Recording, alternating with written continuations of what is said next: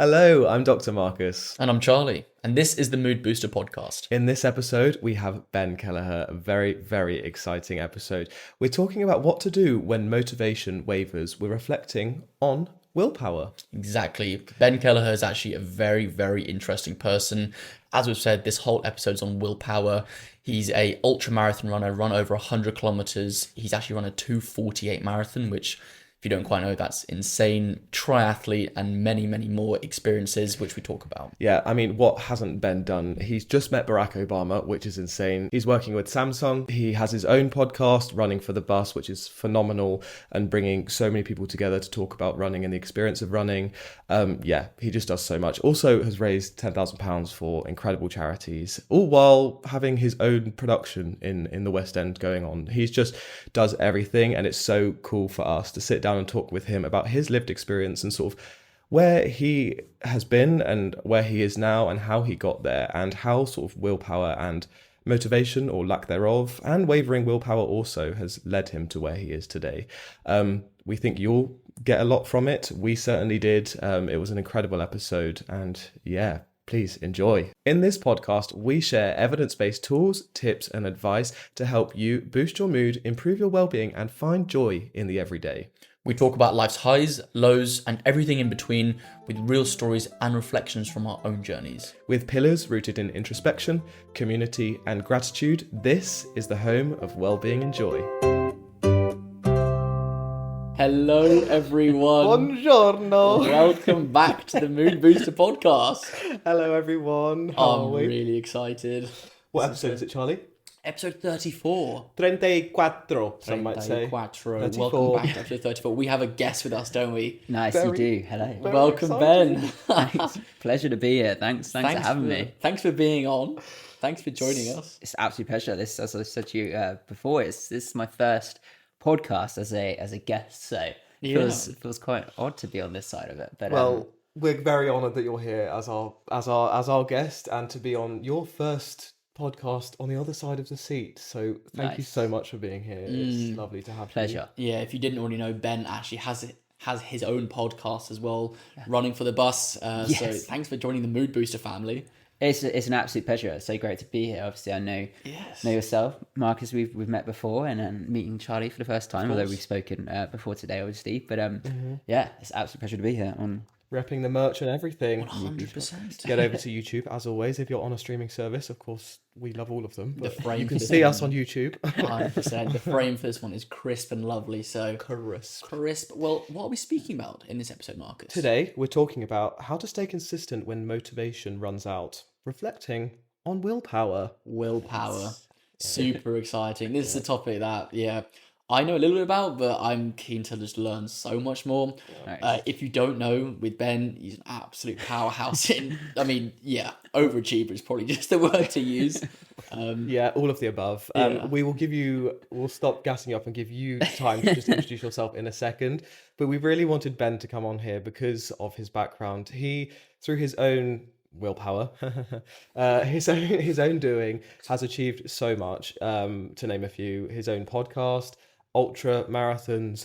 What is it? Over 100 kilometers. Sorry, he's run. 248. 248 2:48 marathon runner. Yeah, at the moment. Yeah, man. That's nice. which is incredible, and just so many other things, some of which we need to talk about today because they've only just happened and are very exciting. Sorry to keep you waiting, listeners, but yes, you're gonna have to wait around, but some very cool public figures you've met recently. You two, obviously. Of course. You're welcome. But basically, yeah, Ben has done so much in from his own doing, and I felt very inspired the first time I met him and said to Charlie, we've got to get this guy on. Our listeners are going to love to hear his story and just hear some advice, tools and tips from you about how you do what you do and how you stay sort of on track when your motivation is low, or all of those things. So stick around because Ben's got a lot of wisdom to share, and we're excited for you to hear it. A lot of willpower, 100%. Nice. What an intro. Thanks, guys. You built me up hugely there. So tell our listeners, if they don't know who you are, a little bit about you, if that's all right. Yeah, sure. So I feel like the build-up's been so high. I'm like, thank you guys. Thank you I so was born much. on a Wednesday, stormy morning. My favourite colour is... Yeah, I just love. So for me, as you say, now a 2:48 marathon runner, ultra marathon runner, podcast host, running for the bus, as mentioned. As well as that, my background originally is in acting, performing, producing. I did my first show on the West End when I was 5. I just turned 5. I started acting and performing when I was 4. What's the show? It was just a special showcase of Motown and things that were going on at the Dominion Theatre. Cool. So I did that there, and then since then have worked through theatre, have worked in film and TV, and obviously now as well with the podcast and everything like that, doing more presenting at the International Running Expo, which will probably just happened after this episode goes out, I think, depending on when it's going out. But how did it go? Yeah, Tell us. You have to find out. So doing all of those things, and for me, I sort of what you're saying about here in terms of being this 2:48 marathon runner is actually crazy, because I was not sporty at all as a child. Most people that I know, from my childhood and everything, will be this is crazy, this is mental. And they say when I go to weddings and stuff now, they're like, what's happening? Why you were the least sportiest out of our friendship group, and now you're the most sportiest. It's ridiculous. It's a nice feeling, probably. It's great. because it wasn't that for so long. Do you know, sorry to interrupt you, I had a PE teacher come up to me once. I bumped into her in the shops in town, with all of this running stuff, and she just went, it's so funny you're a runner now, because you hated PE in school. Yeah. Right? When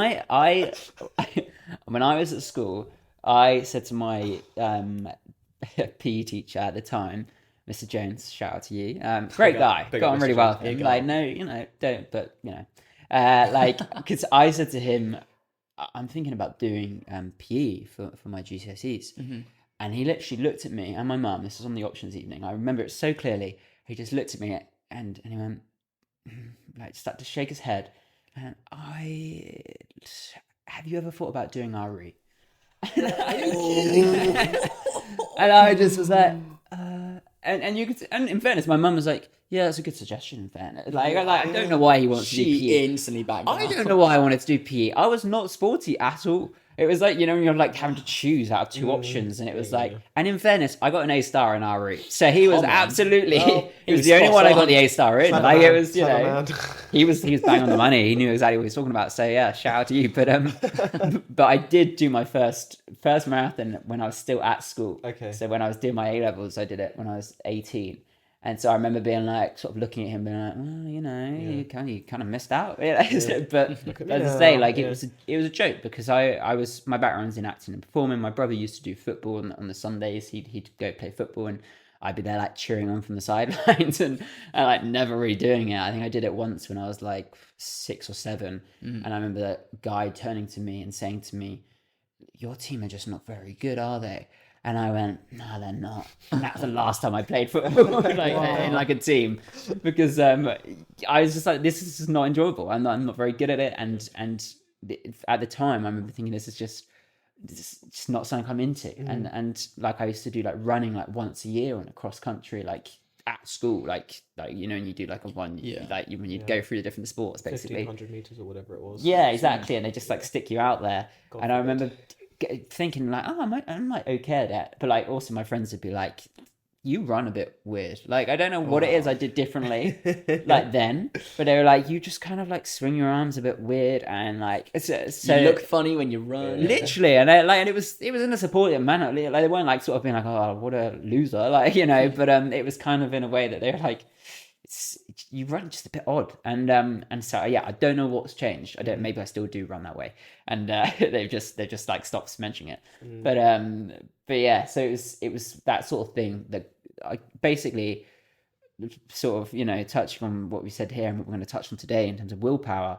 I would watch the London Marathon and would see it and would think, that's amazing. That looks like the hardest thing to do, because I can't run for like a couple of minutes before needing a break. You know, and I was relatively like fit, like I had a paper round, like, and stuff like that, like, so I'd go cycling, but I was not a runner. I was not a sporty person. And I remember saying, I'm gonna do the London Marathon one day. And it was the case, obviously, like, you need to be like 18. And so I said, well, the first time I can enter, I'm gonna enter. And you used to enter in April, and you wouldn't find out till October. And so when I was 17, I entered, and me and my dad entered as well, because I remember I somehow managed to coax him into it, and was like, if I do it, will you? And he was like, yep, we'll both sign up.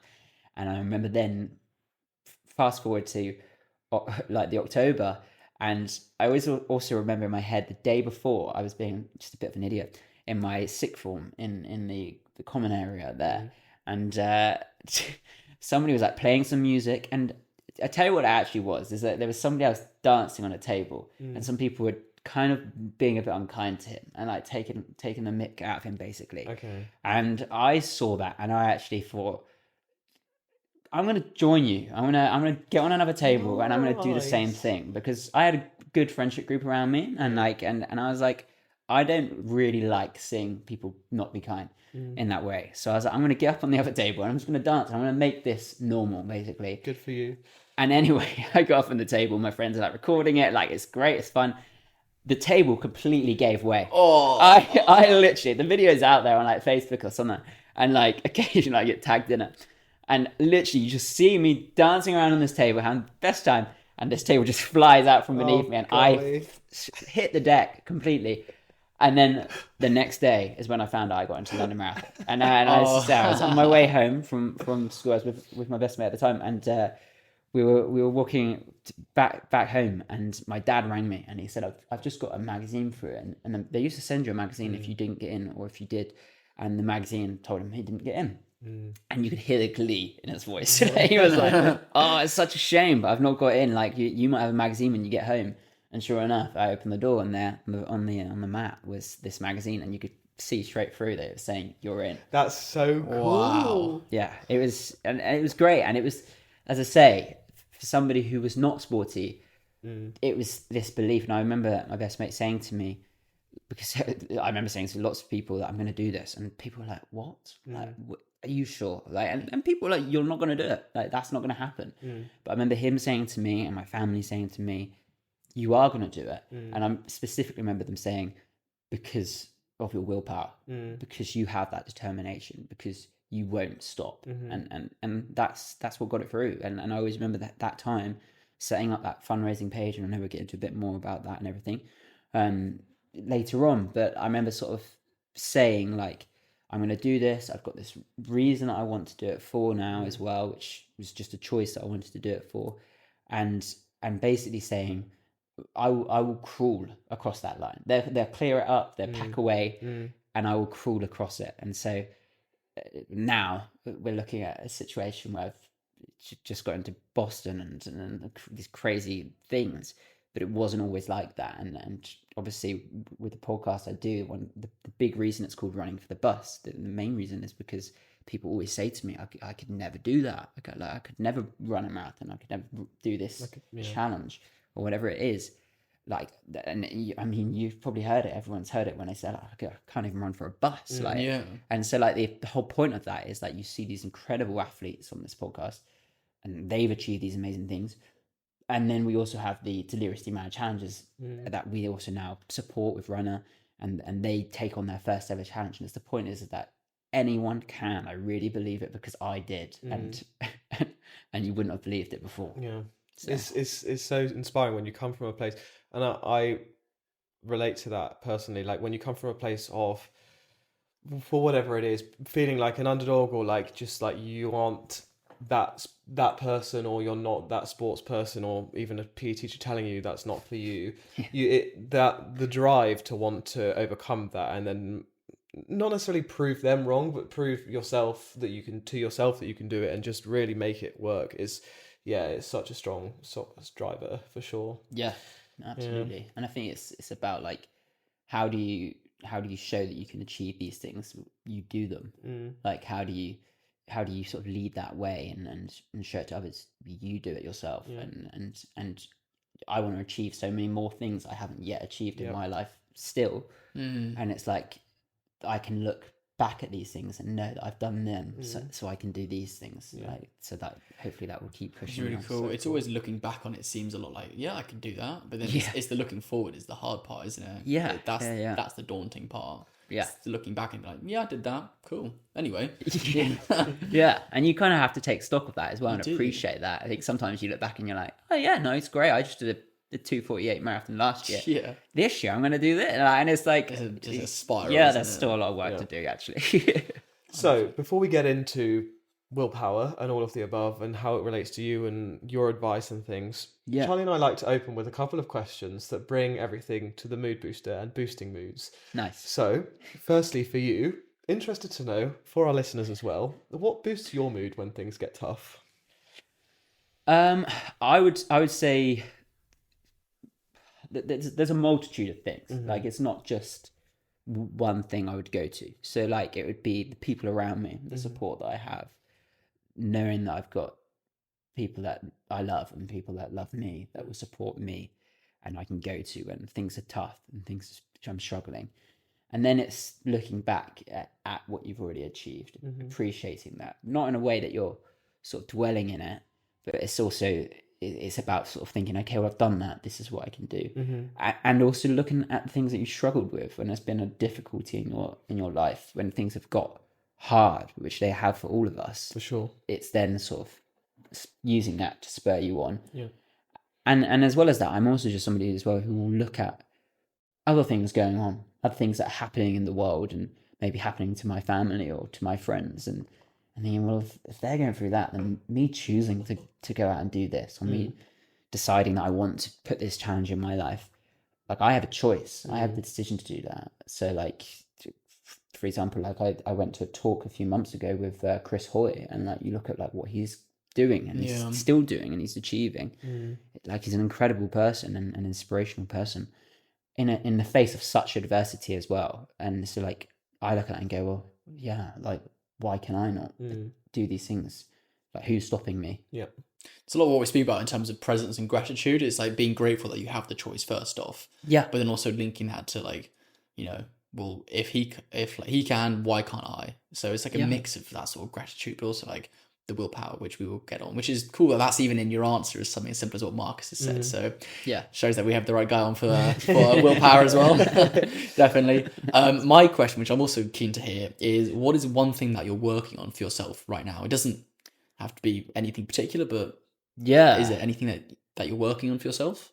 Well, I think sometimes it's probably an ongoing thing, and it probably will always be an ongoing thing. But it's maybe to not be so critical of myself at times, I would say, like, because sometimes you can achieve so many things, and then you sort of move on quite quickly, and you start thinking about that next thing, and you don't take into sort of context these other things that have happened in the past few months or years or whenever. So just trying to appreciate the moment. And I think I'm pretty good at that in lots of ways. Like, I think I'm very good at appreciating people around me, appreciating the moments that we've shared. And I think I've got better at that as time has gone on as well. And I think there's been things in my life that have made me more present with that and more aware of those times. But it's still an ongoing thing. I still need to, like, there is definitely times where I can be a bit hard on myself and actually, sometimes it's good, sometimes it's motivational, but it needs to be motivational. It can't just be, you're not doing well enough. Cracking the whip, The fact that you're aware of it in itself is a massive step. So thanks for bringing that up. Yeah. I can also see that being a product of someone who is achieving so much. Like, it's a blessing and a curse in a way, because you're achieving so much for a reason, because you have the motivation and the willpower and all of those things, but with that potentially comes that sort of the rushing through it, or I've not taken time in this last couple of months just to sit with the gravity of whatever this particular achievement was, for example. And again, like you said, Charlie, that comes back to that presence of the moment and being like, I don't want to be going so fast to all of these goals that then I'll look back in 20 years' time and be like, oh, well, I had all of that stuff in the moment, and it was all gone now and it's fleeting or whatever. Hopefully it won't be gone in that way, and there'll be new things, but still. It's about like the sustainability of it all. Yes. And it's also about the life around it as well. I think when you start achieving things and you start, like in particular, like big milestones that you've worked really hard towards, that takes a lot of your focus, it takes a lot of your energy. So it's about making sure that you also have time for family, have time for friends, have time for developing relationships and things like that, which, it's really difficult at times to make sure that you have enough time for all of those things. And as I say, I think I'm good at it in lots of ways, but there's still definitely room for growth there. Yeah. That's really cool. Yeah. Amazing. Love the answer. Yeah. Great. Fantastic. So stuff. in terms of your challenges and your motivation and all of those things, you very eloquently and brilliantly touched on sort of how you got into your first marathon. And I know you didn't necessarily the listener doesn't know, but you didn't necessarily come back to marathons for 8 years after your first one? 8 years. So but you immediately started fundraising when you were 18, right? Yes, yeah. Just before we go into it for the listener, it's nearing £10,000 you've raised? Yeah, it's just under. So we're any day. Yes. How many pounds are you off? I think it's like £200, I think. So it's very exciting. Yeah, I'm if not by Boston, then hopefully by Boston. Definitely. Be nice to do it because that's the sick one. So. Of course. You have your Ben Kelleher's Deliriously Mad challenges, which, well, I'll let you explain. And that all then feeds into the fundraising efforts, right? Yeah. So the fundraising, to say, I got into London when I was 17, and set up that page, I think, that night, which is still going now, but obviously have variations and they close pages and what have you. But yeah, we've still got one that's now permanently open, and that was like the first time. And as I say, with London, I got in on the ballot, so I was incredibly lucky. Like it was really hard then. Yeah. I think actually it's also got Glastonbury tickets the same weekend. Really? So Wow. Very cool. Honestly, it was one of those weekends with a lot of luck. If you look at it like that. And and so just got on very luckily, but made the choice that I wanted to fundraise. Obviously, like the London Marathon is the biggest single day fundraiser in the world, still is. And obviously lots of people run it for charity as well. But yeah, made the choice that I wanted to run it for cancer research, which was a straight away choice that I knew I wanted to do. And again, it influenced a lot of my training in that period. When things were tough, I would think about that. And the reason I wanted to do it for cancer research is because it's impacted my family a lot over the years, as I think it's impacted most people's families. And so I knew that it was something that would resonate with me and also with everyone else. And so like my granddad had just recovered from cancer at that time. It was literally a few months before, where he just sort of come out the other side of it. It was still, early days. My dad's mum had died from cancer. I never got to meet her. She died when I was just very young. Thank you. And since then, like it's impacted my family in lots of ways. Like my other granddad has passed away with cancer. His wife also passed away with cancer. My aunt recently, last year. Sorry. No, thank you. And it's such an important cause because it's obviously something that affects so many of us. Yes. And it could well affect me. It could well affect anyone else here. I think personally, like I find it very difficult when it's a family member and somebody that you care about, obviously seeing that. For sure. So that was the big reason why I started that page, in terms of the fundraising page. And over that period, I was living in Dorset at the time, and so the community got so invested in it. I actually only recently, in the last sort of year, found, because I think when you're training and you're doing all these things, you don't maybe take it in as much. But I was at my mum's and I was going through some like certificates of other stuff, and I got awarded like the Dorset young hero of the year. Oh wow, yeah, which that's is, really cool. It's crazy. Like, and I was like, how did I not realize that? This, so cool. and it was, Hero of Dorset, I that's basically really it was from like the Dorset Scene Fair, and they gave me like some free tickets and that. And I think I just saw the free tickets. And I was like, wow, this is great. I just didn't worry about the actual award. So lovely. But yeah, so I found out like that, and that happened over that period, which is amazing. Yeah, when you look back on it, and the community got so invested. Like the local pubs, I went and took them like pots that I'd made with like that I printed off like my image on, and like a text code, and then like the local shops, and like got like different clubs to sponsor. And I think we raised, like at the time it was just under £2,500, which is crazy, and like, it's an amazing amount for like an 18-year-old to raise, just because we wanted to as well, and do that. And then as time's gone on, I when I came back to, so as you mentioned before, I left it like 8 years before I decided to run another marathon. In my head, I always basically said I want to do New York. That was the thing. I was like, London is number one for the first one, and then I wanted to do New York in particular. And I also wanted to do Sydney, which Sydney also wasn't a major for very long, so it's only just come into it. So I'm going to do that next year, which is going to be really nice to bring it in. And so anyways, when I came back to doing marathon running, at 26, I basically said, well, I've done a marathon, so, and it was great, but like, how am I going to get like people to support this? And is it really enough of a challenge to do another marathon? Which in answer, yes, it is. Like, of course, another marathon, it is enough. But I basically said, well, I want to do two. I want to double it. And so I then spoke to my friend Megan, and she sort of works in different like sort of marketing and that kind of thing. And she basically was like, yeah, well, you need to set up a page. Like, you should have your own separate page for your running. And I was like, I don't know if that's needed. I was like, I just do it on my own page and like just do it like that, and I'll just tell people about it. And she's like, no. Like, Meg is a ball of energy. I love her very dearly, and Big up Meg. Yeah, big up Meg. Let's go, Meg. We were talking before about how we started the podcast, and Meg was the first producer on it, and she still supports it as well. And yeah, she and her and Emma have been out and supported lots of the marathons since, and they're amazing. Hopefully we're touching a bit more of that later on, but yeah, like she was like, you need this page, like a proper page. She was like, you need to think of a name. So we met up in the Nero in Clapham. Cafe Nero, literally just Cafe best hot Nero. chocolate, luxury hot chocolate. It is the best one. Good. That's honestly, if anyone says to me to meet up for a coffee, I'm like, let's go. Cafe Nero. Literally always. I was there today. Different one. Yeah. But yeah.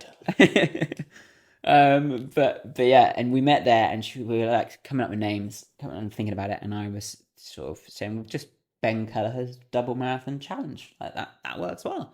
And so that was it. So it was the BK DMC, and that's how it started. And then I did those. I did Berlin, which, because I decided that I was going to do the two, and decided Sydney.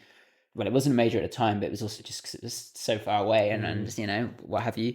To be honest, I didn't really know about the majors at that time anyway. It was only after Berlin where somebody mentioned it to me on a plane, and that person also inspired the podcast, the Running for the Bus podcast. And we started it there, and basically said we're going to do Berlin because it's pretty easy to get to, it's close by, and then I'm going to do New York. And so they came to that one. Emma and Meg came to Berlin, and then my dad came to New York, and there were 6 weeks between the two. And then from there, I mean, I basically did that, and I was like, well, I want to do more now. And the person who inspired the podcast on that plane journey, basically, if you ever do Berlin Marathon, you get like a wristband, and so that you know who's running it. And on the plane back, I was on a different flight to the girls, and this lady sat next to me. She had like this wristband on, and I said to her, "Oh, did you run the marathon?" And she was like, "Yeah," and got chatting and talking. And she basically mentioned, well, you've done 2 of the majors. You're doing New York. You've done half of them nearly. You're going to do all 6. And I was like, what are the majors? What's that? Yeah. Like, what are that? And little did I know how much it's going to change my life, really. We spent the whole journey talking from there, like before the plane took off to the time it landed. And like people were getting off the plane and we were still kind of talking at that point, and we were like, we actually need to get off this plane.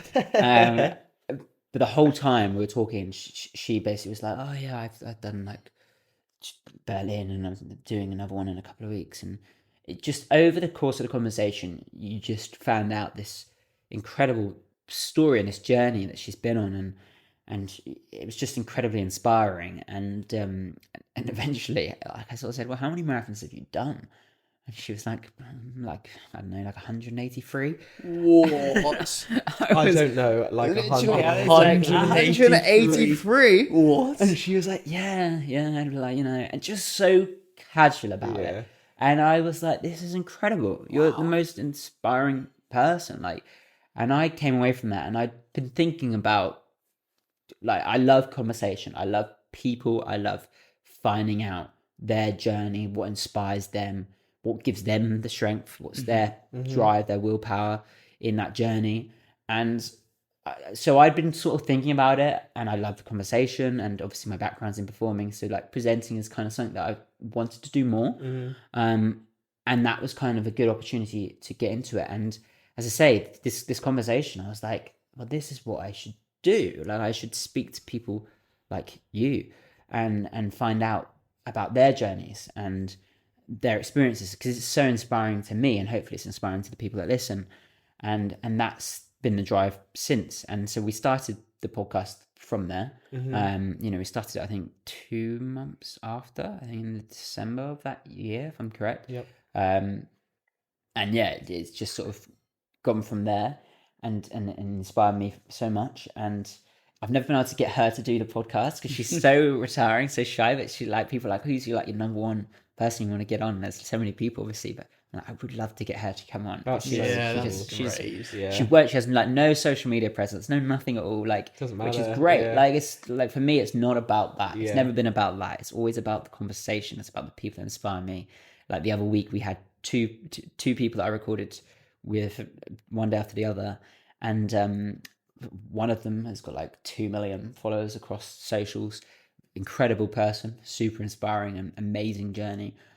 That's why I wanted her to come on the podcast, not because of the followers. And then the next day I recorded an episode with somebody he's like a 70-year-old 6-star finisher, like one of the first to do it. And just like his journey from there has been super inspiring. I met him in a run sort of group out in Tokyo, and yeah, no social media at all. And it was like, but these are the stories that I want to find out about. Like, and hopefully people listen, which they have, which has been great. But hopefully it inspires them, and it definitely inspires me. That's so cool. But yeah, so yeah, I mean, that's a long route to that journey, but it's gone from there. And obviously after Berlin, did New York, basically was like, I need to do more. Like I want to do more. I want to do these majors now, and I want to do all these things. And basically, like, we need to change the name because it's not Double Marathon Challenge. And so like we're like delirious, like it's deliriously mad, like, and like, it's so many crazy challenges out there now. So like you look at it, it's not that delirious, like what you do compared to other people. But I'll have to do a 100+ kilometer ultra instead. Yeah. But it's more just about like the fact it's delirious to you, like it's delirious. Like the things that go on now are delirious to me. Like it's delirious that I run a 2:48 marathon. It's delirious the fact I've got into Boston on like with the time and like 100k, and these things are delirious. But also it's hopefully to inspire others to see that, because whilst it might not feel that delirious to me now, like because I've done a few marathons and I'm doing a whole host more in the next year and stuff, like we were talking about before, like reflecting back and actually appreciating what you've done, because to me, like, I go, oh yeah, no, I've done that, and that's normal. Keeps you grounded. But I know like for other people, like who've not done a marathon before, or like or a 5k or whatever, it is delirious. It's still delirious. It's crazy. 100%. And it still is. And so, and like, we obviously have the Deliriously Mad challenges that we do on the podcast now, and where we put them into their first ever race and we train them up, and that inspires me as well. And hopefully the idea is that whilst you see all these crazy challenges going on, which are inspirational and amazing, it's also completely delirious to me that I'm now doing these things, and hopefully for somebody who thinks that a 5K is crazy to them, or delirious to them, that they go, actually, no, it is, but it's also doable. Yeah, for sure. So that's the journey. Nice. Incredible. All of that to say, that's just so cool. And also the perspective of someone else, never losing perspective of a 5K is a huge thing to do, and will always be a huge thing to do, even for someone who's run 180 plus marathons. For someone else, a 5K is huge, and that's completely valid. Absolutely. And all of the above require work on willpower, right? Yeah. So absolutely, yeah. we're here to talk to you about willpower. What does willpower look like to you? Big question. Big question. I think with willpower, it's about your inner belief. Like, what do you want to achieve, and how are you going to get there? And that looks different for different people in terms of the journey to get there. And like, so some people might need extra support around them. I would say that's definitely important, like having people around you to support you in it, in what you want to achieve. And it's about how you're going to achieve those goals that you want with this belief. Because right now, whatever it is you want to do, like we're saying, if it's a 5K, if it's just getting out the door and running, like when I started running, I found it on the Friday. I went out running on the Monday with my friend, and from there, just 6 days a week, with no clue, no plan, the wrong shoes. I had some AstroTurfs from school. Nice. Like, yeah, honestly, I had, like, my friends clubbed together and got me some for my birthday a few weeks later, and it was like proper running shoes. And I was like, oh wow, this is like a different game.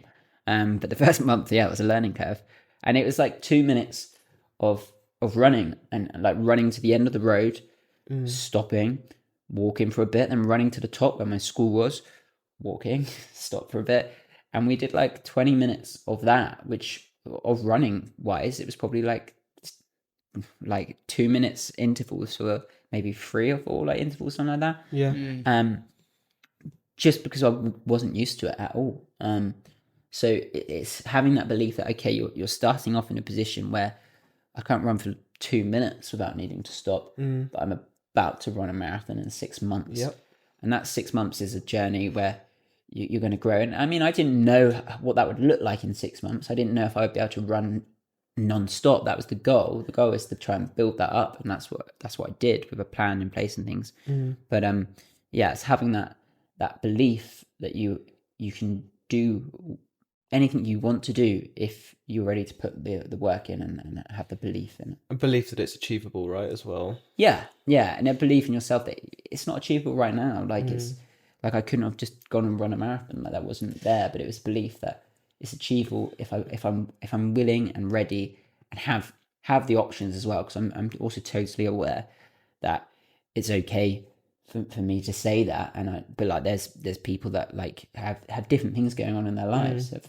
Might have a family to raise, and might have like work that's creating difficulty with that. But it is about trying to find those pockets of time where you can, and I truly believe that if you plan it in place and you put those things into place, it's doable for anyone and what you want to do. Sorry, carry on. You mentioned earlier just there that sometimes it's the people that you have around you which really help you. Yeah. Have there been points where you feel like you've lacked willpower in things you're doing? You're like, I just can't do it. Like, was it the lack of belief? Have there been times for you like that? Yeah, 100%. Like, there's definitely times in, excuse me, there's definitely times where I've like struggled with that. I mean, my background in acting and performing is full of rejection, like as starting out, and then and I mean, it can still be tricky at times. That's something I've got used to over time. Probably put me in quite a good place to start running, and to fall back, and then to get knockbacks, and then to learn from them. But yeah, there's definitely times where you struggle. I always think about when I was starting out in my running journey, when I was 18 or 17 when I started out, and I used to always do my long run on like a Sunday. So I'd have the Saturday as the day break, and then the Sunday would be the long run. And I used to have a job at the pub like down the road, and would work there till like 3:30, and then I'd come home and my mum had like made roast dinner, And I'd be like, nah, you just hold off on that for now, because I need to go and do this 3-hour or 3.5-hour run or whatever it is. Oh my God. And it's like January or February or whatever it is in Dorset, down the trailway, just pitch black, like at times, rainy, cold, horrible. And I remember thinking, oh, why are you doing this? Like, what is, like, what, like, can you really do this? Go home. And yeah, like, and my mum would always be like, do you need to? Yeah. Just, Really? you know, do you need to do it? And but that's where you dig in, and that's where you would. I distinctly remember being on that trailway and thinking to myself of the finish line in the April, and thinking, that's going to be amazing. That's something I've wanted to do my whole life, like pretty much. Like, you know, I've that's a goal that I really want to achieve, and I'm knowing that I'm going to have my family and my friends there, which I did know as well, and I'm going to see them on the course. Like the marathon seemed to be the biggest challenge at the beginning, but then you realize during the training that this is the challenge. This is the times that build you, when it is cold, when you want to be home and have that roast dinner, when you've been out all day and you've been working or whatever, and you've got school tomorrow and like, or whatever, and or now like work or whatever, what have you.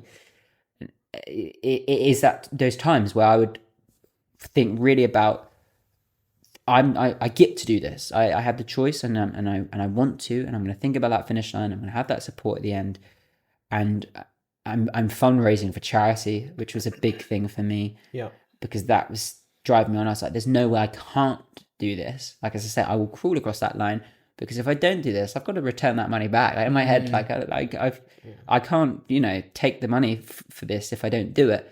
And so the whole point is, like, I was like, I need to do this to raise these funds for something that's so important to me. And like, I would think about the fact that my granddad had just recovered, and the support that he'd had, and I just remember thinking, I don't want to have this again. Like, I don't want to have, and as I say, it's obviously has happened again since, and it can happen, and it does. But I was like, I want to be able to be putting, and still now when I do things, I want to be fundraising to one day stop cancer. Hopefully, I really believe that one day we can stop that. And I know we're not there, but like, that was a big drive, knowing that I can do it for that reason, and also just knowing that you're fundraising for that thing that is so important to you. You've got the support there, and you want to achieve that goal. And as I say, like, when it was hard and it was tough in those times, you would focus in on that, and you would think, these are the reasons I'm doing this. This is the push. Yeah, I think what is interesting to hear you say about as well, regardless of whether it's the marathons, the ultras, or even the willpower to push through with your podcast and wanting to like make running and all of that more accessible, right? Yeah. You touched on something really interesting. There was the belief, the inner belief, and that's where the willpower comes from. Yeah. Interestingly, sorry to be Dr. Marcus about it, but from a psychological perspective, willpower is hugely malleable, and I mean, from a research perspective, it's called, like, willpower is a muscle that can be trained. Yeah. And a huge variable, a huge factor in that training is hope. Yeah. And hope and belief, having a growth mindset that there is something that I'm working towards, and I believe that it's achievable, and I can do it. Because if you don't believe that it's achievable and you can do it, then willpower, you may as well forget it. Yeah. That's willpower in itself, feeling like that willpower is fixed, but also believing that the goal that you're working towards and need willpower to work towards is also something that you can achieve. And therefore, it is like a muscle, you train it. And as Charlie asked, and as you said about, it's not always going to be perfect. And that doesn't mean that you're not... whether you're listening on now or yourself or us, it doesn't mean if for one day you fail that run, or you don't go for that run, or you don't do your podcast marketing how you want to do, or whatever it is, it doesn't mean that you're someone with bad willpower or a lack thereof. It just means that, like anything else, this is something that we're constantly working towards, and we're training this thing, and therefore we can be better at it, and we can grow at it, because it comes from this hope and this belief that what I'm working towards, this goal, is achievable, and I can do it. Yeah. There's a fantastic quote just to sort of like lead from that, is a tree falls the way it leans. So like it's the consistency that you're saying is whether it's through repetition or it's the constant internal belief. Even when you don't want to do it, if you're doing something consistently, you'll end up doing it. And so it's whether it's from focusing on the smaller picture and then the bigger thing looks after itself. It's all sort of intertwined. That it's the consistency on having this inner belief and this hope. Yeah. That's what will get you through. And then the willpower is just there. Yeah. I like to think, at least, from what I'm picking up. Absolutely. I think that's actually a really good point in terms of consistency. Yeah. Like the consistency is what gets you there, because you know you have this belief, you have these drives. As I say, things get tough, you're thinking about maybe the other drives of like the fundraising or whatever else that you're doing, but it is that times where things are really hard, but you just keep going, you keep pushing through. And like now, like it's actually quite interesting, this sort of willpower now, because as you've mentioned, like we're still fundraising, we still do that, but a lot of the times we do that now through like the show that I produce with Tread the Boards, which is coming up to its 5th anniversary this next year. And like we use that more as a fundraiser, because obviously there's only so much you can say to people. Keep sponsoring marathons, please keep paying. Yeah, exactly. So like they're you know, but it's still really important to me like to do that. But then in terms of willpower, in terms of your training, you know, I think people look at it now and they go, oh yeah, well you do marathons all the time, like this is normal. And it's like you still have to train like so hard. Like right now I'm training 6 days a week. Yesterday was my first like double day of the training plan and everything. So like and like there's strength training, which I get so bored, but also actually it's like so hard. And like the training gets harder, and you still have to get out there in the dark and in the rain. And there is definitely times there where you think, oh, what yesterday I thought, oh, do I really want to go out today and do this? But knowing that the end goal and the thing that you want to achieve is so rewarding, and you proving to yourself that you can do these things, that you have a belief that you can do. You know you need to put the work in. You know you need to actually turn up and consistently show up. And that doesn't mean not listening to your body and taking time when you need to. And that's something that I need to get better at. And that's why like, I'm working with a coach now in particular, is because sometimes I might over push it a bit. And so like you do need to listen to yourself, but also, it's about that consistency, showing up and doing it when you don't feel like it. But, you know, physically you can, and you learn from that. And those times are when you look back in a race. And like in Amsterdam last year, I remember thinking to myself, like, think about those times when you were running around Battersea Park and it was pitch black and you were like struggling so much. Like those times have built you, and they felt harder than this does right now. So I can still do this. Like and it was, so like times like that when you have to do it. And I still need to remind myself of that, because currently training hard and running around Battersea Park and places like that, and thinking, oh my goodness, why am I doing this? But it's because I have these goals and these things I want to prove that I can, because I do believe I can. Yeah.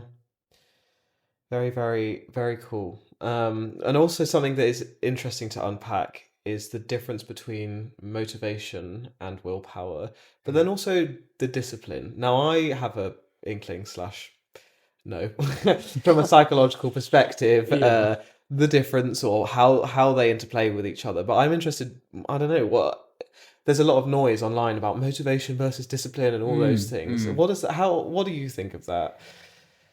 Yeah, I mean, I'm intrigued to know your because you're I'm putting you on the spot there. I completely appreciate. No, like it's a very valid point, because I touched on it before in terms of like saying to people, wow, just do it, like just turn up and get out there and do it, and I don't think anyone needs to hear that. To be honest, I don't need somebody telling me, oh wow, you're not good enough, and if you don't do it, you're just a waste of time, basically. Basically, that's how they're making you feel. With certain things that are being put out there. I don't need that. I don't want that. And that can stay away from me.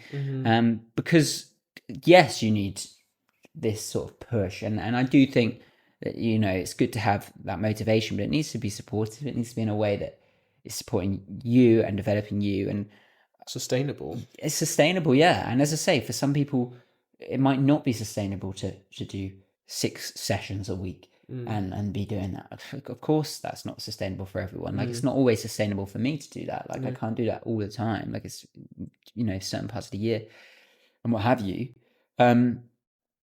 But when I sort of say, like, I think anyone can do these things and achieve them, that they can achieve it in their own way, in their own goal. Like, for example, like the other day, I ran the Great North Run with my dad and my stepmom. Like, never run a half marathon before.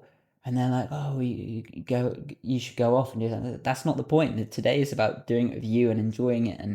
And so what this looks like for you is what I want this to be today. And so, like, when I say, like, anyone can do it, I mean, whatever your goal is, whatever you believe that you could do if you put your mind to it, go and do it and go and achieve it. And if that means training twice a week, if that means getting in 20 minutes in the morning, like a couple of times a week initially to build up for a 5K, what have you. Yes, the bigger a challenge gets, you might need to put in more work on the way, but, like, you can make it work, and your different goal can be achieved in your own way. Yeah. And I think in terms of, like, discipline, you've got to have discipline to keep turning up and to make sure you actually do those sessions when you've said you have. And I think for me that helps to have like a plan and a structure, because if I don't, it would fall apart. Like, as I say, I didn't do another marathon for 8 years. Like, I went to uni and just was like, well, I've done one now. And as I said, in my head, I was like, I'd like to do New York and Sydney at some point. But that was flying on by. And it was only when I said, right, I'm actually going to do these 2, and this is what I'm going to do. And then building that and realizing how impactful that was in my life, and the way that changed my perspective on things was massive. Like, having the discipline, having the plan. When I come out of university, I remember, like, that was probably one of the hardest periods for me in my life, because suddenly you're, like, trying to find work and trying to this, and don't get me wrong, there was loads of great memories and moments in that time as well. But I remember in my own mental sort of state, like the struggle and the, like, sort of feeling of being a little bit lost was probably one of the hardest times, because it was not having this. And maybe that was when I started to really think about getting back into running again, because I knew the enjoyment I'd found from it before, and so getting into it, and now where we are with it, like, I think it's such a crucial part of my life, and it brings so much in so many different ways. We're gonna, like, touch on some more later, but yeah, like, just having that structure, having that belief, it comes from there. And sort of touching on more on what you were just saying in terms of the discipline versus motivation, I think we'll find that in different ways, but for me, it's about the structure, it's about the plan, it's about those things in place. Yes. It doesn't help to have people maybe making you feel not worthy and making you feel that they're, like, almost godlike, and achieving these incredible things which are amazing, but also for some people might feel not achievable because they don't have that time. It's like, don't compare yourself to that. Try and set your own goals that you can achieve and enjoy that. Because that's what really is the main point. Definitely. Well, that's one of those factors that influences motivation, is those external things, but motivation also comes internally. So motivation being the spark, it's the eagerness, it's the enthusiasm, it's the I want to do this. Motivation is a lot more emotionally fluctuating and driven by our internal emotions, right? Then the willpower comes next. It's the deferred gratification. It's the I'm going to defer this gratification and do this hard thing first to be able to make sure that this happens. It's the muscle that I'm practicing to make sure that what I'm motivated for can happen. Then the discipline is the system that keeps all of that in place. Like you say, the consistency, having the structure to make sure that when that motivation wavers, because it will do, because it's emotionally driven, and therefore I'm not always going to want to do it, I have that system that I can fall back on and keep me in check and keep me in place, and those structures, like you say, and the systems to be able to continually show up with that willpower over and over again. Because it's a muscle which you can grow, or you can work on. It's there for you as well, right? Exactly. But it's knowing that, because on online and things, it's like, you've just got to be motivated, or follow me. But you can be inspired by someone, and that's great, but unless you have your internal willpower, which you need to work on, and your systems and the things in place for your discipline, all the motivation in the world's not going to lead to a sustainable, achievable, long-term outcome. Yeah. It's about building. You've got to go through those hard things as well, right? Yeah, and it's like it's about over time. Like as you say, like there's amazing things that people are doing and achieving out there, and it's incredible to see, and like some amazing challenges and different things that you see, and it's great. But and I fully support it. But like there's also the avenue of the fact that for some people looking at that, it makes it feel so unattainable. It makes it feel like I could never achieve that. And I think you sometimes have to take a little bit of perspective on that and see, you know, if they're like an athlete that's being sponsored and that's their whole thing. Exactly. Like, don't get me wrong, they still have to have that drive. They still have to turn up to those sessions. So it doesn't diminish what they're achieving. Like, it's still incredible. But it also doesn't mean that you need to compare yourself to that, because you might not have that time. You might not have that ability also yet, like you've developed, because it takes time to build it. And like I hope that the stuff I put out in terms of like things I show on social media and with the podcast and everything, I hope it inspires people more. I hope it feels relatable and achievable along the way. And I think for me, it's about like looking at like how that journey has followed and taken place. Because I think if I looked at what I do now, and like if I looked at like the times that I get maybe, or like or the distances, and say that loads of people are doing like way more as well. Like it's not like that amazing, but like it's still great. But it is. But like that's the echo chamber that you're in. Yeah, but like it's, you know, there's loads of people who do like way more and stuff. But the point is, like if I looked at that now, like when I was just getting back into running, in that first marathon in Berlin, which is, you know, it's like an hour, and I think it's about an hour and 10 minutes off where I am now, and that was 3 years ago. Technically 2 years actually, I think, between the two, between that and when I got that time in Amsterdam. So 2 years from there, and then obviously the 100k and the other ultras and the tri that I've done, it like all these crazy things that if I looked at 2 years ago, I would honestly probably not have put on the shoes. I like, you know, it would put you off. You would think, there's no way. It's not achievable. It's not. I'm not going to get there. Like, it doesn't feel like I can. Whereas when I first put on those shoes when I did London, and when I first got back into it in Chicago, I wasn't worried about time. I wasn't worried about, and to a certain extent, I still am not worried about that. Like there's times where I am, like at the minute I'm training for Valencia, and I'm that's the goal. It's the only second time where I've ever had a time goal, which in the first one being, well, it was actually Tokyo, and then Amsterdam was like the step to it. I ended up getting it in Amsterdam, which is just how it worked out. But it's pretty rare for me to do that. And like next year, I'm going to do Boston, which would be amazing. I'm going to do Sydney. I'm not going for time now. I'm going for the experience. I'm going for the enjoyment. And when I first got into London and then obviously Berlin and so on, I just wanted to finish it. I just wanted to achieve it. I wanted to also have the experience. Like, you get to run, like, all of my marathons have been in, apart from London, they've all been in other places in the world. I've got to see some amazing places. So it's like the drive there was just to actually experience it, and to get out and to be able to run in Berlin, and to be able to run in New York, like these places I've dreamt of being in, let alone running, and getting to see the city in such a unique way. Like, you know, in New York, you get to run over the Verrazano Bridge. You don't get to do that, you know, in your daily life. Like, even if you live in New York, it's, you know, the bridges are closed and what have you, like to people walking. It's just amazing. So like the point is like the drive there was not to achieve maybe what I've gone on to achieve and the targets now that I've set myself, because those targets have grown over time.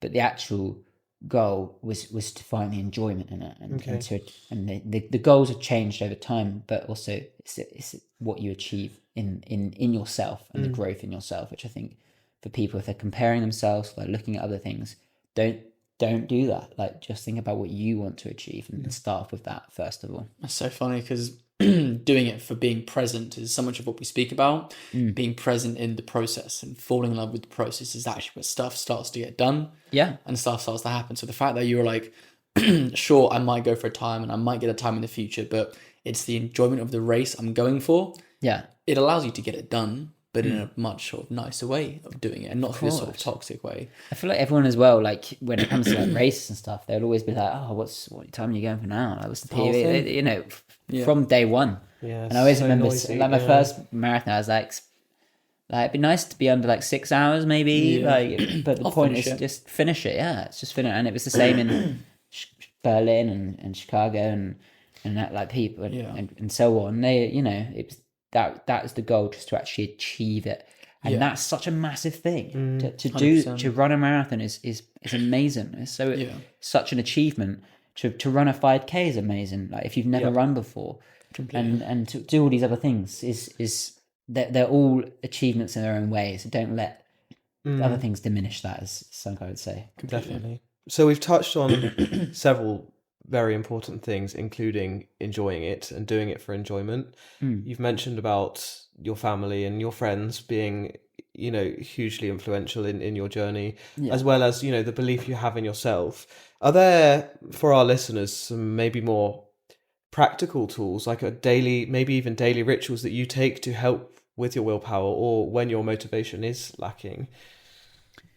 Yeah, I would say like making sure that you follow like the structure, the plan, having that plan in place, like like an actual plan that you can see, knowing what that looks like.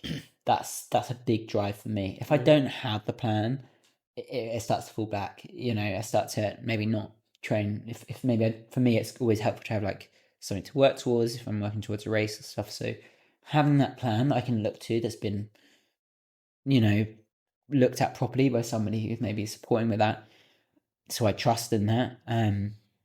That's really important. The structure, making sure that your day is also like, you know, what's happening throughout the day, because it's okay saying, well, I'm going to go for a run some point this week, or I'm going to do it, like, you know, like, but it might not happen. It probably won't happen because everything else happens.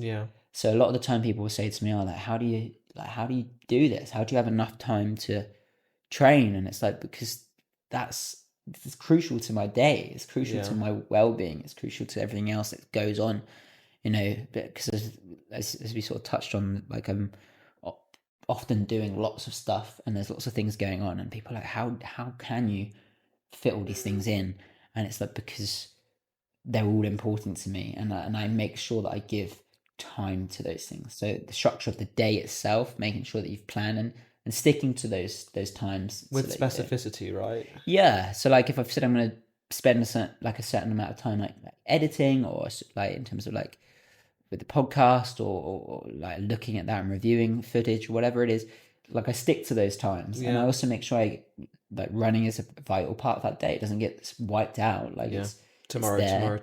Yeah. And like also, if that's time being spent with family and friends and other things, it's the time is there and like put aside, because I think, like, I'm busy, everyone's busy. Like, it's not just me, and it's not just like whoever's listening to this or watching this. Like, everyone is busy. Like nobody goes, like I'm every day's a breeze, like it's easy. Like it is about having that structure in your day, having that structure with the plan, and just having those things in place. And like, I spoke to Dina Castor before on the pod, and she sort of mentioned about the fact of like making your bed every day, like making sure you do that like the first thing, like when you get up, make the bed.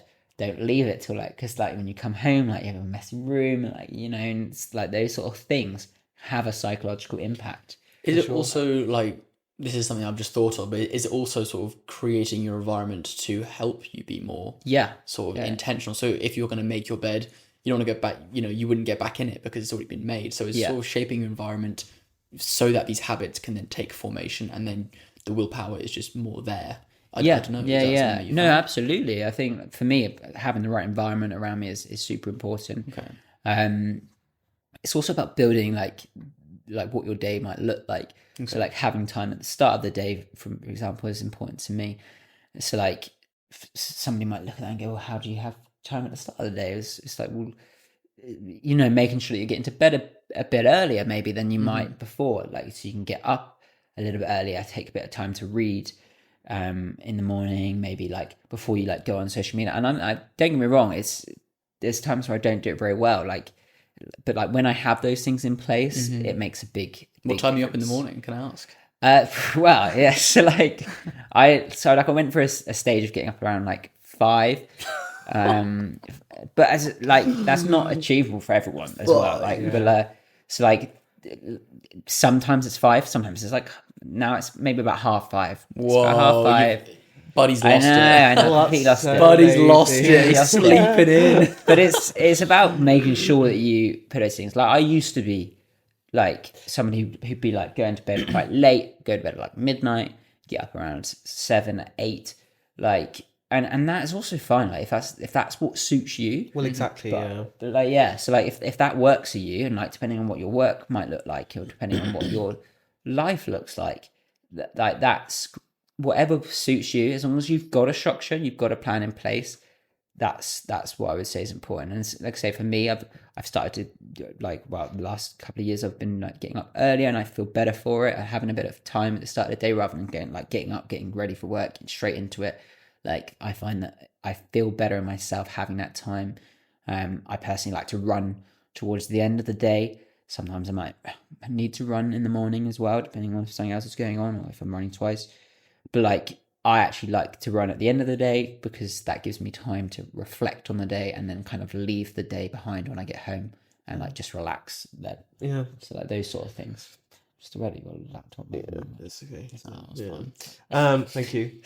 Something you mentioned there, and I think you were touching upon, Charlie, is also the fact that, as we mentioned, the willpower's not. We're not here saying on this.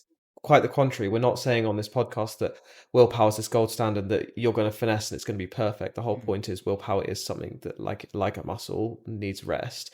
So in having that structure, that discipline to that structure, and that, I think you were saying, Charlie, like a contingency plan or setting up your environment so you don't necessarily always have to rely on the willpower because the system's doing it for you.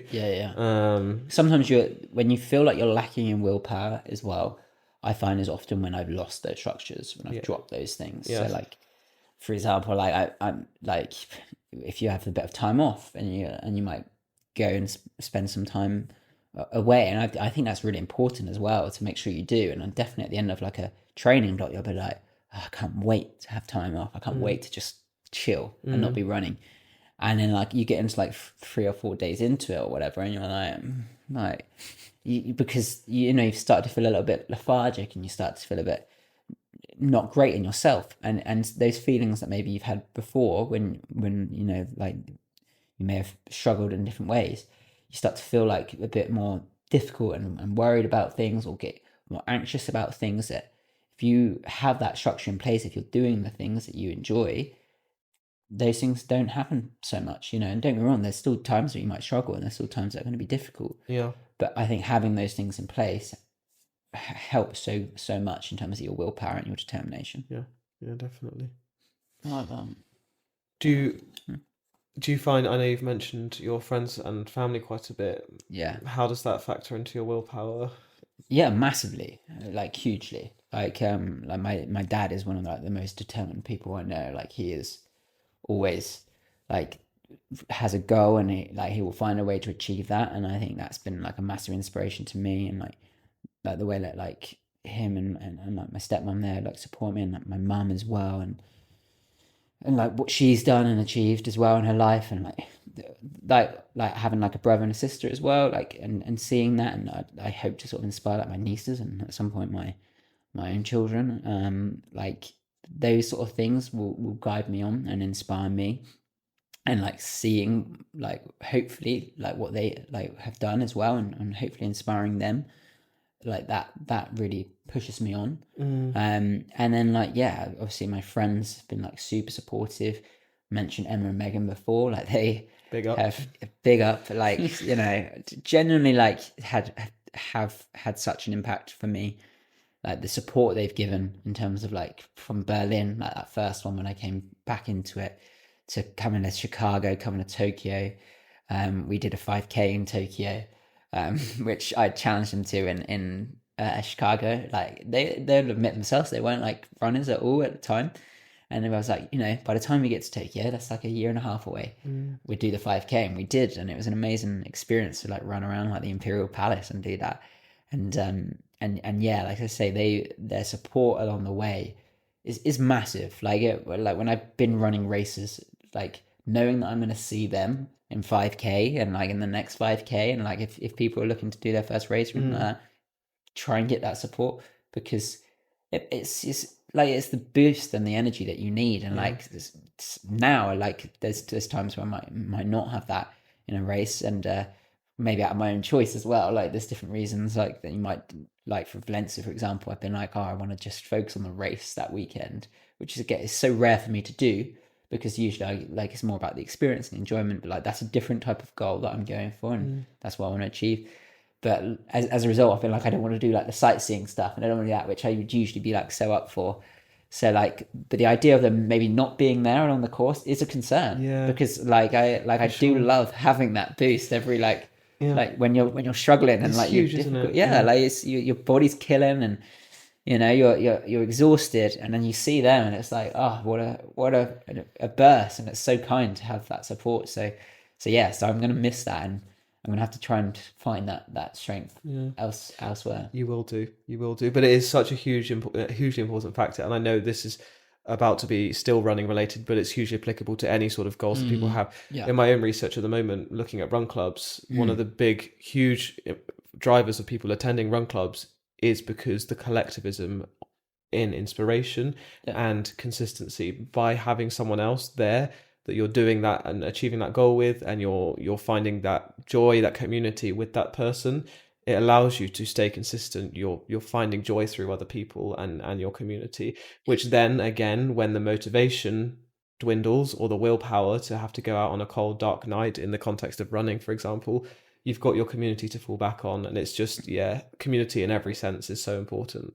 It is. 100%. Yeah. For someone who might not have that community or might not have those sorts of connections they can fall back on, but are still wanting to build their willpower. I know we've spoken about these systems, but to you, are there certain tools that someone who might not have those instant connections can do to sort of build that?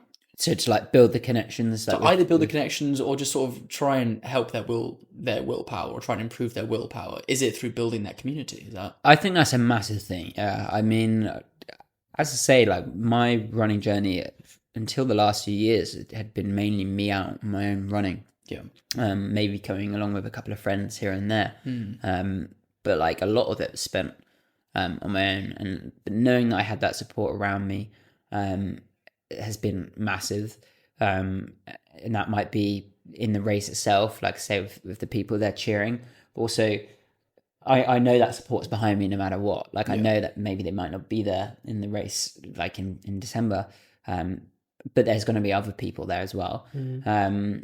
But knowing that they're going to be there, I quite often like that. Like I usually have like my watch on, and I'll be getting like messages as I'm going through. And I did that for my first marathon. Yeah, I just love it. I'm like, and whenever people do marathons now or races or anything, I'm always there like messaging them throughout, being like, keep going, like you're smashing it, like, and like, because I know like what that does, and like some, I hope it has an impact for people as well. But yeah, so like there might be that, but like also something I have developed a lot more, as I say, the last few years, is going to run clubs, going to meet with different people in like that sort of setting, or just like saying to people like, do you want to go for a run? Do you want to do that? And building that is really important, because I've really enjoyed that, and it's something I miss when I'm maybe in a plan or like a training plan, because you can't always get that. You can't always go. We were talking before about obviously the run club that you guys do.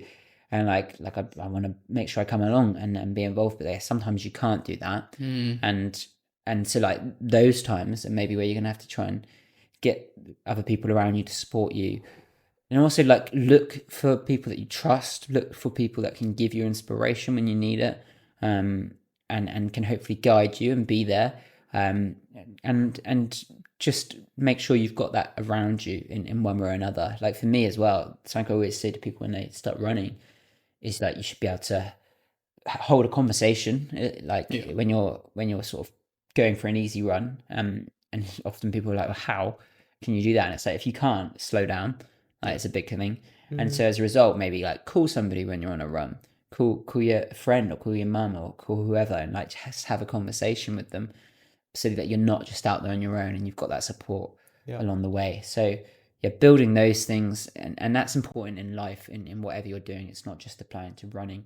It's about having people around you that uplift you and inspire you. And if that's for me in like obviously in running, but also in like performing and in acting, and having support around me that's been able to lift me up and to be able to guide me along the way. And like we sort of spoke before about people that can do that, and the support that you have is super impactful, I'd say. Yeah. Wow. Fantastic. Thank you. I've learned so much today. That's I mean, so cool. It's always wicked to see how like these sorts of topics are brought back to the pillars and the themes Every of what we time. talk about at the Mood Booster. But yeah, like even the little tools and tips, whether it's plans, like I now am looking back on things I've done or things I've not done and be like, oh, a plan would work there, or reaching out to someone and doing that. Yeah. It's just learning so much. So thank you so much for Pleasure. all your Absolute pleasure. knowledge and Thanks. your for having me awesome on. story. Hope it's you got a helpful. cool journey so far. And Thank you. keen So just to much, watch a along. whole. I mean, we spoke a lot about running there, but you do so much beyond that, and you are very modest about it. So yeah, thank you very much. It's super 100%. cool. Absolute pleasure. As I say, thank you for having me on, and I hope it does inspire people, and I hope people take away from it, like you say, like there's so much of a big up and all these things that you achieved, but also that the person who started that journey would never imagine that, and there's so many things I still want to do that right now seem so difficult, and I hope that I can achieve them because of those things that we've just talked about. Yeah, for sure. So Awesome. inspirational. Amazing. Goosebumps. Boosted my mood for sure. Yeah, boost. Speaking of, of, as we were saying a little bit before this episode, actually, one thing that we do to bring it right down to improving our well-being and bringing joy to the everyday, we talk about something that's boosted our mood for this week. I'll start with you, Marcus. What is one thing that's boosted your mood for this week? a very good friend of the Monday Mood Booster Run Club and the Mood Booster in general, Jack Matthews, and his wife Meg have just had their first baby. At the time of recording, I think the baby was born yesterday or the day before. Wow. They've got a little son. He was quite overdue, but as Jack said, he said thanks for letting me finish Hastings half marathon first, and then coming along. But huge congratulations to Jack and Meg. That is Congratulations, Jack super and Meg. super Yeah, exciting, and absolutely. very very happy for you, Amazing. Charlie. Fantastic. Yes. So we were in San Sebastian over the weekend doing a half marathon. We sound like a bunch of runners here. I mean, we are, but alas, we were with the Monday Mood Booster Run Club. We were in San Sebastian over the weekend, and one of our members, Sophia, who was there, got a PB of like 3 or 4 minutes, which was insane, down from 2:15 to 2:12. It was a beautiful city with beautiful food, but even more so, the run itself was great, and seeing her smash it comfortably was So cool. elite. Yeah. So that boosted That's my pretty mood good. massively. Nice one, Sophia. Well Yeah. done, Sophia. Congrats Last on but that not as well. least, Well done. Ben. What has boosted your mood recently? Well, it's been a busy couple of weeks. There's been a lot going on. There's an obvious one, isn't it? Like this, I know where you're Please tell going. me. The listener Please- doesn't know please yet. talk about Does it. it relate to what we said earlier in the episode, possibly? Yeah, it does, I guess. I met Barack Obama. What the flip? Can you say that again for the listener? It's just drop that in there. I met big Barack. Big boy. Can I hear I, Ben Kelleher, met Barack Obama? Ben Kelleher did meet Barack Obama. Yeah. Right in that lens, Yeah. please. Again. We need to hear Did it. I meet him or did he meet me? Exactly. Barack Obama was actually our first ever listener Yeah, to this podcast. yeah. No, Genuinely. we're going for a run later on, so come join. So cool. Yeah, no, met him What the other happened? week. Why? How? Who? But to say, Barack Obama, just, you're here. Oh, sorry. Yeah. One more time. yeah, just the other day. It's busy like 24 hours. I found out I got into Boston Marathon, which to be honest was a massive moment for me to get in and to be able to do that. Yeah. Thank you. I'm so pleased about that. And yeah, 24 hours later, there I am shaking hands with our guy Obama, and How did it come to be? so kind of again running related. Running again, like it wouldn't have happened if not for running. Because I met a guy, I don't know if you guys know him, good friend of mine, Jeffrey McKeechan, and we just met on a run, not last January, but the January before, and it was just a friend of ours just was like, oh, does anyone fancy going for a run? And like that's what we did, and like we met there, and since then we've become such great friends, and like we've just like went to Tokyo together and ran the marathon earlier in the year. And yeah, it was basically like he was like, oh, like Barack's doing a thing at the O2, and Barack is doing a thing. First name basis, yeah. Barack Obama. and he was like, he's doing this thing. He was doing like a talk, and he was like, we can meet him. Do you want to meet him? And how I was like, That's yeah, I do want to meet Barack Obama. Like, and weirdly, a couple of weeks before, I'd been to this Chris Hoy talk, and me and my dad were talking, and I sort of said to him, who would he most like to meet or at least see at a talk? And he said David Attenborough. Great one. Yeah. And then he said the same to me, and I said Barack Obama. That's so cool. And then 2 weeks after, I get this like text, and he's like, yeah, we're gonna meet him in September, and yeah, that's what happened. And he was a great guy. Insane. It was Stand up bloke. Are you allowed to friendly. say how they're connected or how that happened? Or? I like he organized it like through that.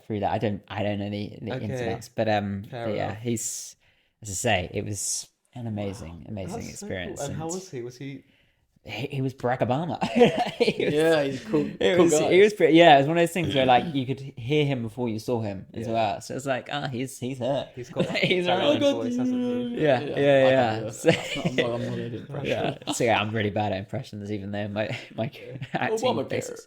Yeah, Obamacare. Oh, it's nice to meet you, Ben. No, I can't do it. Yeah, there was that. He was like, "Oh, what's your name?" And I was like, "I'm Ben." He was like, "Oh, it's great to meet you." He's someone that would use your name over and over again. Yeah. He was very much in like he was like he wanted to know your name. He wanted to sort of know how it was going. Like he was asking about everything else. It's just it was one of those just bizarre moments that like after you meet him, you're like you come out of it and you're like, what just happened? Yeah. Like that was weird. So like, surreal. Like just because as I say, if I could meet anyone, it was Obama.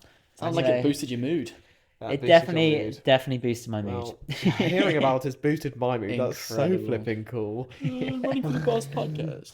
Ben Kelleher. I know. I was like, is there a way I can get him on? Yeah. Is there a way I can get Obama on? But there was not enough time to slip it into conversation. Do you run? Yeah, I was like, do I mention it? But nice. Another time. So cool. I wanted just to enjoy that. Wow, that would be incredible. Well, that is incredible. You met him, so insane. And congrats on Boston as well. That's so cool. Thank you. Yeah, as I say, that's such a huge achievement. Because it's Boston is you have to get on the time, and it's just for me is something I never imagined was possible until I did it in Amsterdam. So here we are. Very nice. Incredible. Well, Ben, for everyone, thank you first, but for everyone listening, where can they find you? Well, they can find me on Instagram, Ben Kelleher DMC, so they can find that account that we were talking about before, and hopefully they can see things that inspire them. It's basically a journal of the things I do, and the journey along the way, and the races that I might be involved in, but also the experiences that I might be involved in as well. And yeah, I hope that it's basically inspires others to get involved in whatever they want to achieve, and they can see it and they can believe in themselves. And with that, obviously, we have the podcast, Running for the Bus, which they can listen to wherever they listen to podcasts. Nice. Whether you're listening to this one right now. Yeah. Hop on over. Exactly. After you've listened, obviously, to this one. Of course. And you can watch it as well on YouTube and stuff. So those are the big ones. And then also the show that we put on each year, Tread the Boards, is at the Other Palace. It'll be back next July. And that's all of my musical friends. We've had, people who are like the current Christine and Phantom was there last year. And the current MJ as well, and Michael Jackson in MJ the musical. It was also at it. So like this, I'm very fortunate that I've got lots of friends in musicals and things like that. who agree to these things, and with that you'll also be supporting a great cause and all of that. So Very cool. all of those different avenues. All of those, check them out. Nice. Well. Check them out. Well, thank you very much once again. Yes. If you two want to do some ASMR, We'll do into some the ASMR. microphone. Thank you so much. Incredible episode. Hope you guys enjoyed. We certainly did. Thank Well, you. I certainly did anyway. Right. ASMR.